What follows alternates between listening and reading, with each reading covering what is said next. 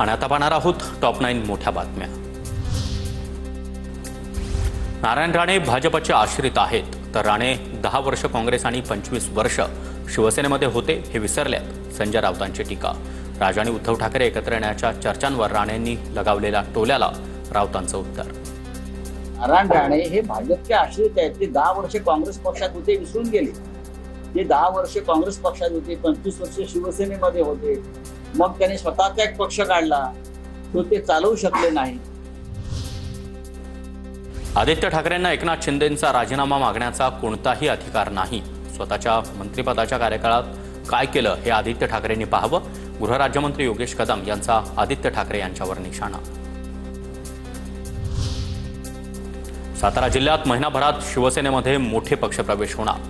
उपमुख्यमंत्री एकनाथ शिंदेंच्या उपस्थितीत पक्षप्रवेश होणार, साताऱ्याचे पालकमंत्री शंभूराज देसाईंचा दावा।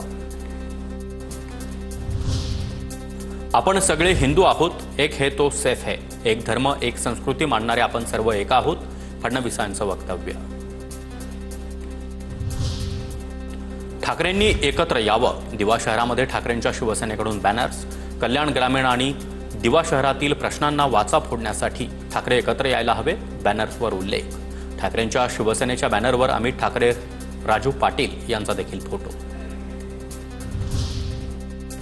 मंत्र्यांच्या PSOSDंवर मुख्यमंत्री कार्यालयाचा वॉच। सूत्रांची माहिती, कामाचं मूल्यमापन होणार, चुका केलेल्यांना समज दिली जाणार। आधीचा रेकॉर्ड कसा होता याचा देखील तपशील घेण्याचं काम सुरू।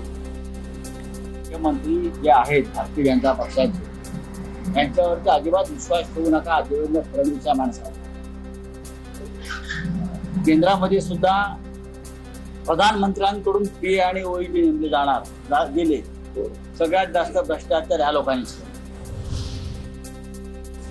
ममता बॅनर्जी सरकारनं बंगालला घुसखोरांचा अड्डा बनवलाय। 2026 मध्ये पश्चिम बंगालमध्ये भाजपचं सरकार येणार। केंद्रीय कृषी मंत्री अमित शहांचा दावा, ममता बॅनर्जी यांच्यावर निशाणा।